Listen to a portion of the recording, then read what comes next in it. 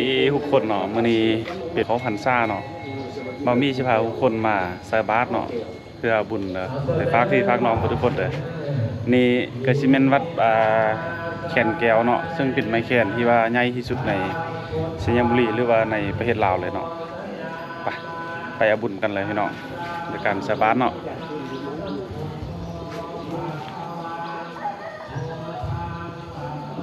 นี่สิแม่นไม้แคนแก้วเนาะพี่น้องอายุประมาณ700-800 ปีเนาะเป็นไม้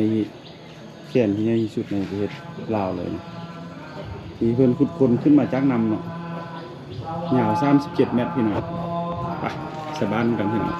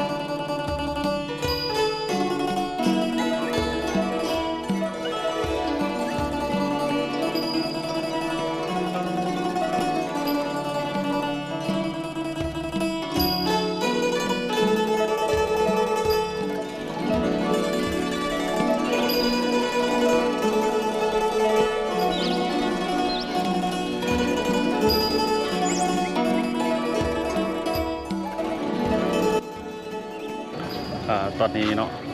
บ่มีก็ตักบาตรแล้วเนาะผู้ชมมาบุญเนาะก่อนอื่นก็ขอขอบใจทุกคนที่เข้ามารับชมในวิดีโอนี้เนาะขอให้คนที่มารับชมวันนี้จงมีแต่ความสุขความเจริญเนาะเจริญที่การงานเนาะขอบใจเด้อ